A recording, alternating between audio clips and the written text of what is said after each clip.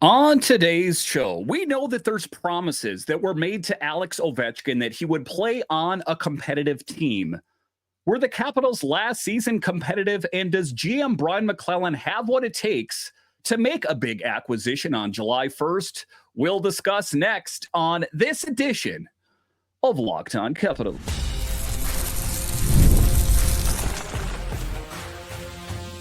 Your Locked On Capitals, your daily podcast on the Washington Capitals. Part of the Locked On Podcast Network, your team every day. Well, hello and welcome into this edition of Locked On Capitals. I'm so glad you decided to join me today. As always, this podcast is free and available on all the major platforms, including the SiriusXM app and on YouTube. And I want to thank you for making this your first listen each and every day. My name is Dan Holme. I've covered the Capitals for the last 3 seasons for Locked On and various other outlets before that. I'm also the host of the weekly show called The Capitals Minutecast, available wherever you find your podcasts. You can find me on Twitter. It's at DanCaps218. You can find the show on Twitter. It's at Locked On Caps. And the best way that you can help grow the show is to subscribe to Locked On Capitals on YouTube and comment anything down below. Today's episode is brought to you by FanDuel. Make every moment more. Right now, new customers get $200 in bonus bets with any winning $5 bet. That's $200 in bonus bets with any winning $5 bet. Visit FanDuel.com/locked on to get started. So in this edition of Locked On Capitals, Gil of the Powerplay Point Podcast joins me once again. And we're talking Alex Ovechkin and promises that were made to him that he will play on a competitive team. Is it your perception that the Capitals that we saw last season competitive?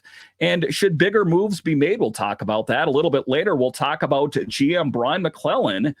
And does he have what it takes to make a big move on July 1st? Or is it ultimately Ted Leonsis holding shut the purse strings? We'll talk about that. And then a little bit later, we'll talk about this team and what it looks like in the fall. And once again, in this episode, I have Gil of the Powerplay Point Podcast. As it is now. So as Capitals fans, and I don't know, you can weigh in on this. The kind of the belief that I hear from people, on my show, I'll talk about, these upper echelon players. And, oftentimes I hear people say there's no way that that'll happen. Why, as Capitals fans, don't they believe that the Capitals can have nice things? It's always for someone else. You saw the Golden Knights, and, despite the fact they got eliminated in a hurry, that is a GM that swung for the fences at the trade deadline, picked up some huge names. And when I talk about a Stamkos or a Marchessault or those kind of players, why is it a belief amongst Capitals fans, and maybe you have a different opinion, why is it the Capitals fans do believe that we can't have nice things, really nice things? Well, it's for me, being a longtime fan, it goes all the way back to the early '80s, where the previous ownership did not encourage that kind of spending, that kind of making a splash. So the GM at the time, David Poyle, kind of had to do with something of a shoestring budget and make do. He turned out he did do very well for himself, just not enough to build a championship caliber team. So I think there's that carryover for us older fans. But I think it's also the fact that the Caps have had just so much heartbreak in the playoffs, and maybe there's a bit of a stigma to the team because of that. And why would any big name player, even if so much double-digit millions are thrown at him, why would they want to be part of that culture? Why would they want to be part of that team? I think that plays into it as well. Yeah, and I mean, it is possible. We have seen it historically. Darcy Kuemper at the time was coming off a Stanley Cup win. And that was a Hail Mary pass by GM Brian MacLellan that I didn't know was going to connect with a wide receiver, but it is able to happen. And I think that ultimately that is what the Capitals need to do, is go out and get that upper echelon. We've heard about that top six forward. It almost seems like a slogan that you can put on a Capitals t-shirt. On the back, it says, on the front, it says Capitals. On the back, it says that top six forward. Seeing is believing, and Mac has not made good on that. And as we come up on July 1st, do you think Mac has what it takes to reel in that top six forward? And is there a top six forward you have in mind? Well, so let me kind of deflect that back to you a little bit, Dan. When you say has what it takes, are you asking about MacLellan's character or the resources he has to deal with so he can make such a deal? Yeah, and touche about that. Ted Leonsis might have tied shut the purse strings on that. I guess I don't know. So talking about that, I ultimately think that he has the blessing of Ted Leonsis. I guess I'm not inside the meetings there, but I think that you take a look at it. Oftentimes, people will come to me and they'll say, "Dan, well, what would you do? How would you get this done?" To that, I would say, "Listen, I'm not a GM of a team. If I was, I would not be doing this, even though I love doing it." That the most creative GMs out there figure out how to get big things done. I think back, I don't know, at the time flies here when Niskanen and Orpik came to this team. And I remember thinking to myself, wow, that really upgraded the blue line on this team. That was something where they swung for the fences. If we talk about GM Brian MacLellan, say he is given the resources, why the reluctance? Are we still so desperately holding on to that? Alex Ovechkin will not play on a tear down to the studs rebuild, or do you think that he just really wants to vet out what we have internally?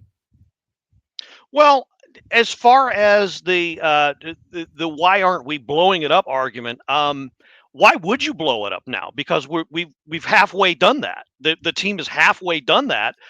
Look at all the deals they've made just in the past 2 years worth of deadlines. Orlov is gone. Hathaway's gone. Johansson, all veterans that weren't, needed to move on. This year is Kuznetsov, a longtime staple of the team.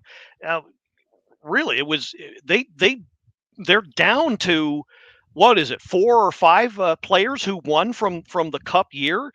So they might not have blown it up entirely, but given what they've done the past 2 years, and maybe it wasn't all in one sweep, but they've pretty much done most of a teardown, if not all of it. Now, a lot of pillars remain: Ovechkin, Carlson, Wilson.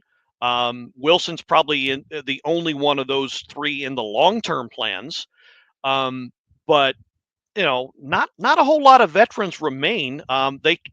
I wouldn't call this a swing for the fences type of deal, but I think MacLellan kind of dipped his toe into that water by signing Edmundson and Pacioretty. And frankly, between you and me, I don't think either one of those deals worked out very well at all. And Edmundson was summarily sent off at the trade deadline. And I would be shocked if Pacioretty were even given any sort of an offer at all to return. Now, so that leaves the question: go after that top 6 forward. Well, it's painfully obvious they need the offense. And that's probably the way to go if they want to get it. But I'm going to be a contrarian again and say, if they're going to do anything that involves a huge signing or perhaps a huge deal, then it needs to begin on the back line. All 3 of their right-handed defensemen are older than 30, on the way wrong side of 30. And if I were the GM, that would be where I would begin, because yes, they're having a ton of trouble scoring goals, but yes, also defense keeps you in it. And more often than not, the defense did keep them in it. Notwithstanding Charlie Lindgren's heroics also, but to me, that's where they need to start. They need to get younger on that right-hand side. Nick Jensen has 2 years left on his contract, if I'm not mistaken, or 1 year. In my mind, he's regressed. I think Van Riemsdyk has reached his peak. He's probably going to start regressing if he hasn't already. Maybe it's time for a Vincent Iorio to get a longer look, but he may not be ready. So again, I think it would be worth a look to see what's out there in free agency. Somebody who can shoot right-handed, put them. Hopefully, they're not older than say 28. Put them on that right side, and I think that'll start paying dividends.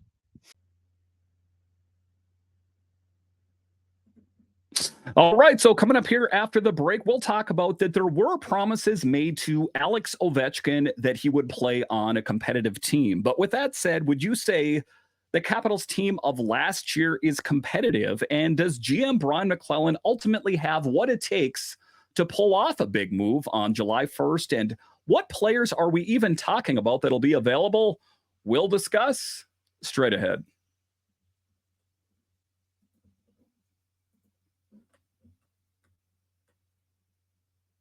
A lot of life is unpredictable, but a good life insurance plan gives your family a financial safety net to protect you against some of the unknowns. Policy Genius is the country's leading online insurance marketplace.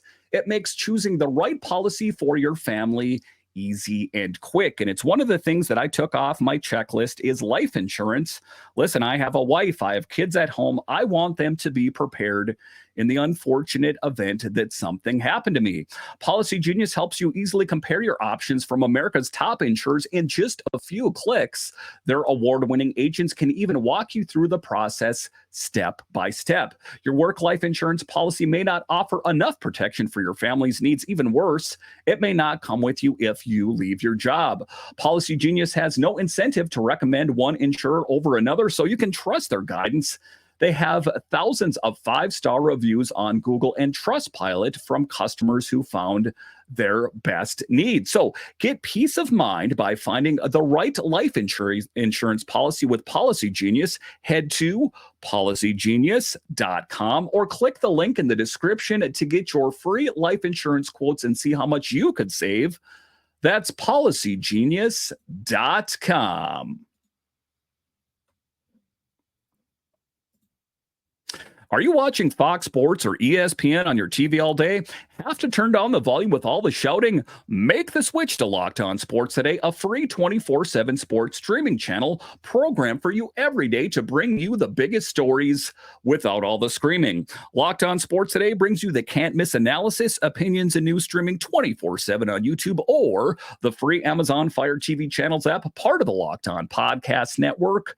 Your team every day. You know, they say the definition of insanity is to do the same thing again and again and again and expect a different result. Would the Capitals be insane to think that they will get a different result if they run it back with this same lineup?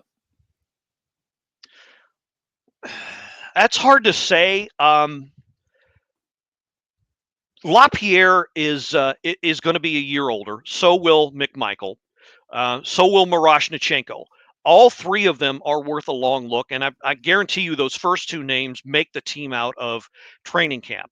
By themselves, are they going to be enough to make the difference? No. I think the reality of the situation is going to be MacLellan is going to roll the dice with some sort of mid-tier free agent signing, just as he did with Pacioretty and Edmondson. I would be dubious of anybody of him going after a big name unless he found out that this was going to be a big fit. It has to be for chemistry's sake that big fit. I don't think he's going to be able to find it, whether other teams outbid him or it just turns out to not be the right piece. So I agree in the sense that something has to be done. Pieces do have to be added. But I would not expect any sort of large-scale splash of a move. And as a Capitals fan, how does that make you feel? Does that make you feel like buying the latest swag, rock the red, let's go Caps? Or is there a certain resentment towards this team that they know what they have on the ice is good, but it's not enough. And for me, and I've talked about this with the old Locked On Nationals host, he always talked about it's all about butts in seats. It's about people buying jerseys. And one of the things that was broken this past season is there was a long string of sellouts at Capital One Arena. That was broke this past year based on the play, I think in large part, and the economy, that kind of thing. If we widen the lens here, shouldn't Ted Leonsis, shouldn't he be concerned if there's not a competitive product out on the ice that he's not going to sell out Capital One Arena? That is what is paying the bills. I know that Alex Ovechkin will garner some attention just based on who he is. But it's not the Capitals of old where it was sold out for years. Talk to me about that. Should there be any concern from that level? I don't think he's going to be concerned. As far as butts in the seats, even empty seats are, if you think about it, are paid for. There's plenty of corporations in the area. There's plenty of large companies, plenty of businesses that, even if there's not a physical body, then the ticket's paid for, the seats are paid for. There might be a few pockets here and there that aren't going to have a warm body in there and might get missed. But if he's bold enough to consider a deal to alienate a good chunk of his fan base and move the entire bit of operations to a completely different part of the region, then I don't think he's worried about money at all. If he's floating the idea, however informally, of buying the Nationals, I'm not sure he's worried about money at all. So I don't think it's a financial worry about not fielding a competitive team. I might sound like an elitist, but from my point of view, and this is part of why I do my podcast, I try to encourage fans, to be smarter about the game, realize what they see, realize that not every game is going to end in a 6-1 victory. That our team's not always going to put all these goals, pump all these goals into the net, that not every game's going to be like that, that the nuances of the game between the whistles, along the boards, shift to shift, that kind of thing, that's where games are won and lost. And the sooner you realize that and how to look at that lens, look through that lens, watch the game that way, enjoy that part of the game more, you appreciate it. So I think if, as long as that type of fan is included, then I don't think there should be this worry about, how many more casual fans can we draw in because, Alex Ovechkin or Dylan Strome or whoever, gets a hat trick 3 times a week. So as we take a look at it right now, we're talking about the success of the team. We're talking about moves that are made and perhaps not made. Just kind of going back to a question I asked a little bit there ago, if the Capitals do, kind of do a nothing burger move, and that's what I'm going to call about Max Pacioretty and Joel Edmondson. It didn't really move the needle a whole lot. Say they make a similar move. Where do you see the Capitals finishing next season? I think they will still contend for a playoff spot. Again, I would not be surprised, though, given the competitiveness of the middle tier of the Eastern Conference. Detroit is definitely going to be better. Ottawa's probably going to be better. If I'm not mistaken, this is, I think, the last year of John Tortorella's contract. So the Philadelphia Flyers are going to be better because that'll be his last shot. So there's 3 teams right there they're going to be in a race with probably for that last playoff spot. So it wouldn't surprise me if they take that small half step back, even with a small scale move. But by the same token, making the splash for that top 6 forward in and of itself also isn't an indication. Especially if, again, that player doesn't acclimate well, doesn't look at, the other side of the ice, the other 100 feet of the ice as his responsibility. which is going to be is ever increasingly something that Spencer Carberry is trying to hammer home to his guys, and I think did to some extent. So it's really hard to say, but anything's possible.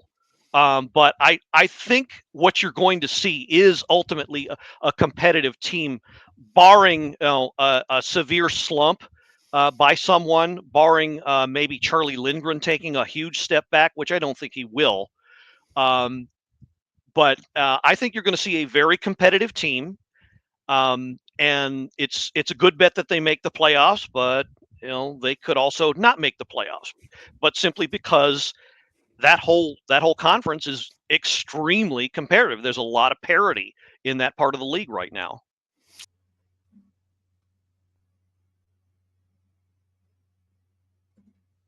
All right, so coming up here after the break, we'll talk about this team last season. It was good, but is it good enough to get a different result next season in the event that GM Brian MacLellan is not able to pull off a big move? We'll discuss straight ahead.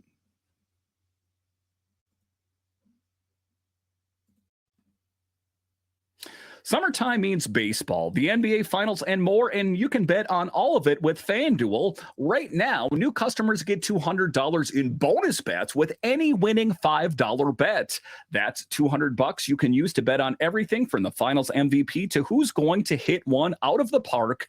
And let me tell you something, guys, here. I'm going to be candid with you. Sometimes you're watching a game and you're not that into it. Say the Nationals, they're not playing that well, or whatever team you're watching and you're not that into it.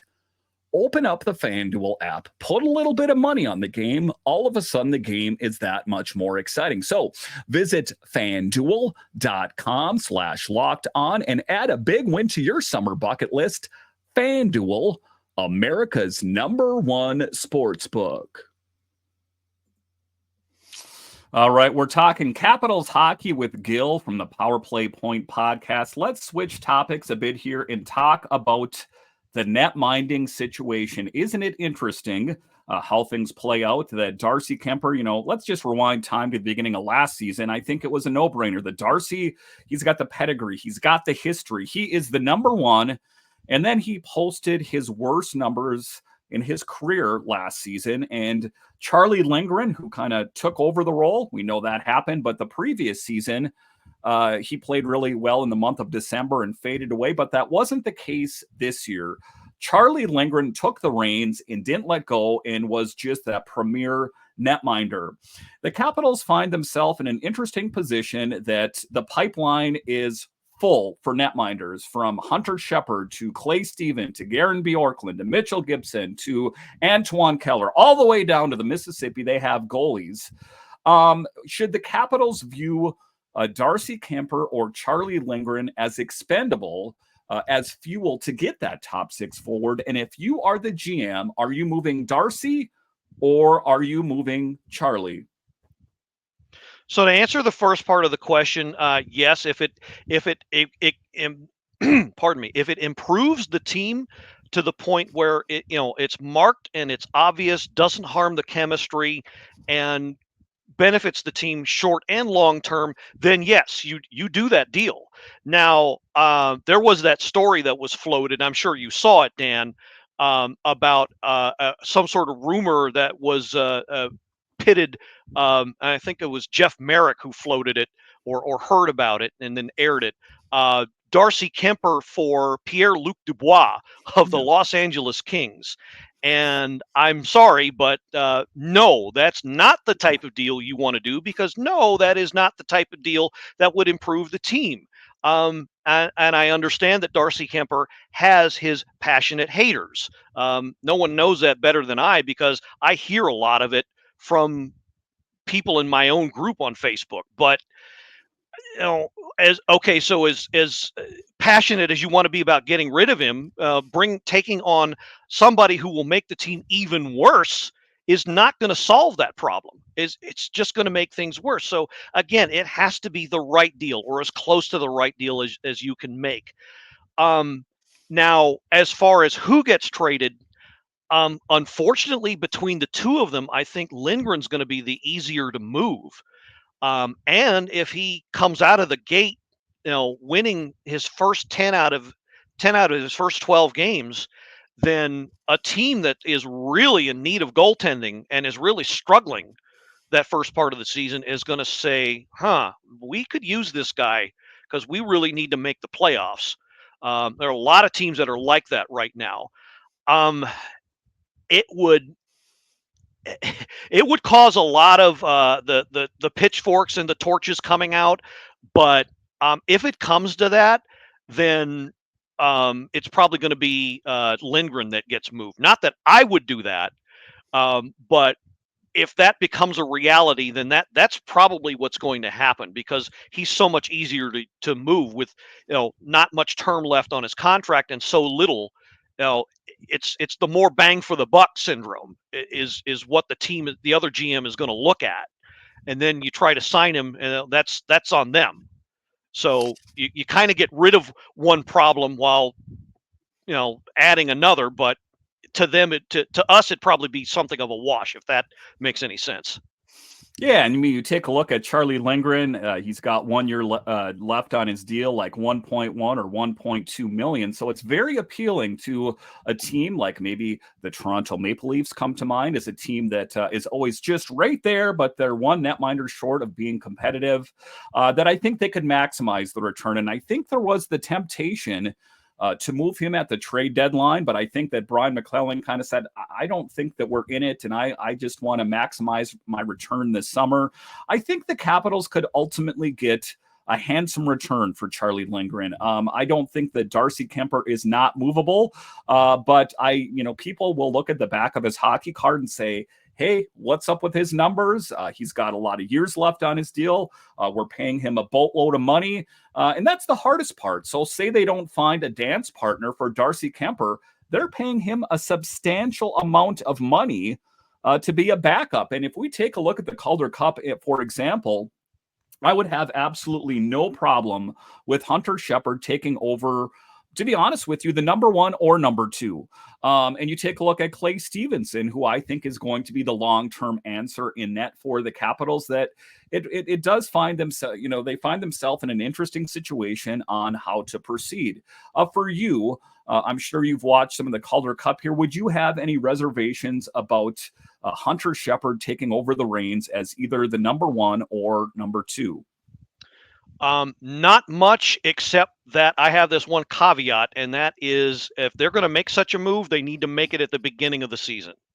And the reason being is that the speed of the game, the way the game is played, I'm not going to say there's a huge gulf between the AHL and NHL levels, but I have heard that for a goaltender, it's extremely, or can be extremely difficult to adjust to. Now, both Shepard and Stevenson have the benefit of playing the North American game for most of their lives, so it's not going to be that much of a leap as it was for, say, an Ilya Samsonov when he was here. But at the same time, they're going to need probably something of a half a season to 3/4 of a season just to make that leap, make that adjustment. Now the Caps are in a transition period. They can afford it. They're not considered cup contenders, nor will they be, probably going on at least 1 or 2 years from now. So they've got that time. They can spend it. But you throw a Stevenson or a Shepard in the middle of the season and expect them to change things overnight. That's just not realistic. That's not the proper way to develop a goalie. And I think that has been part of their problem since Braden Holtby left this team. They have not put in that time, the resources and effort to properly developing their goalies.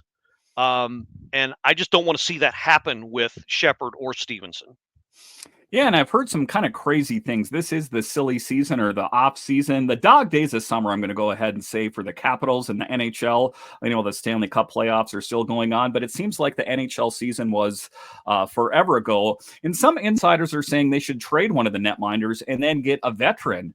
And I'm like, no, I think the Capitals are pretty good with either Hunter Shepard or Clay Stevenson. I think they have 2 really great options down in Hershey. But at some point, they need to utilize these players, or they need to view them as assets so they can flip them. I'm talking also about Hunter Shepard and Clay Stevenson. Is there a home for them? Or if not, we don't want to have what happened with Zach Fucale, where they weren't able to, maximize and get anything for him. He's just like, I see the writing on the walls and I'm going to get out of here. So a tough position for the Capitals. Again, that's my reaction for it right now, is I think Charlie Lindgren is the guy to move because you're going to get the biggest return. With that said, people said, well, why Charlie Lindgren? It's not going to be just Charlie Lindgren alone that's going to fetch that top six forward. I really don't think so. It would be Charlie Lindgren and I'm going to go ahead and say a Connor McMichael or a Hendrik Slop here. And some people are like, oh my God, Dan's drinking. He's crazy. Listen, that's the kind of things you're going to have to do to get that. Oh, wow, Brian MacLellan did that kind of thing. I think that is what is needed. And I think if you could move, a Charlie Lindgren or a Hunter Shepard or a Darcy Kuemper, and you had to move like a Hendrik Slop here or Connor McMichael to get a bona fide goal scorer. As of right now, Connor McMichael and Hendrik Slop here, potentially, ostensibly will be great goal scorers. Interesting questions, that is for sure. All right. I want to thank Gil for joining me on this edition of Locked On Capitals. Make sure and check out his podcast called the Powerplay Point Podcast, available wherever you find your podcasts. And I want to thank you for joining me once again on this edition of Locked On Capitals, your only daily year-round podcast covering the Washington Capitals. And I want to thank all of you that listen on the audio side and watch this on YouTube. You are ultimately what makes this show successful. When you're done here, head on over to Locked On's 24/7 streaming channel, available on the free Amazon Fire TV channels app and on YouTube. All right. Once again, I want to thank you for joining me on this edition of Locked On Capitals, part of the Locked On Podcast Network, your team every day. My name is Dan Holme, and I'll talk to you again next time.